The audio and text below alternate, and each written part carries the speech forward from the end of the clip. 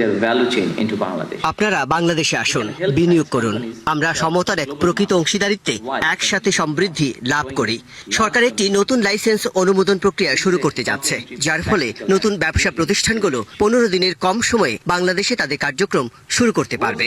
আমরা সম্প্রতি জাতীয় বাজেট ঘোষণা করেছি, যেখানে আমরা নবায়নযোগ্য জ্বালানি, ফার্মাসিউটিক্যালস, স্বাস্থ্যসেবা, ইলেকট্রনিক্স, ডিজিটাল পরিকাঠামো, কৃষি প্রক্রিয়াজাতকরণ এবং উন্নত বস্ত্রশিল্পের মতো আমাদের অগ্রাধিকার প্রাপ্ত খাতগুলোর জন্য খাত ভিত্তিক প্রণোদনা ও নীতিগত সুবিধা ঘোষণা করছি।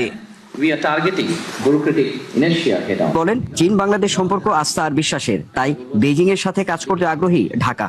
We are developing dedicated industry. আমরা চীনা বিনিয়োগকারীদের জন্য বিশেষায়িত শিল্প অবতরণ কেন্দ্র তৈরি করেছি, যার মধ্যে আনোয়ারায় চীনা অর্থনৈতিক ও শিল্পাঞ্চল এবং মংলায় একটি দ্বিতীয় অর্থনৈতিক অঞ্চল অন্তর্ভুক্ত। এই স্থানগুলো লজিস্টিক, বন্দর সংযোগ, পরিষেবা, কর্মী সরবরাহকারী এবং একটি দীর্ঘমেয়াদী ইকোসিস্টেম প্রদান করে। Bilateral investment treaty. Access. শিগগিরই চীনে একটি বিনিয়োগ কার্যালয় খোলার ঘোষণাও দেন প্রধানমন্ত্রী তারেক রহমান।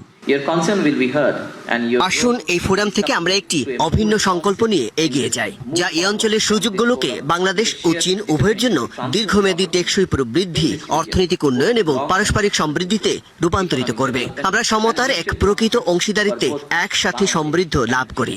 আপনাদের সকলকে অসংখ্য ধন্যবাদ। বাংলাদেশ চীন বন্ধুত্ব দীর্ঘ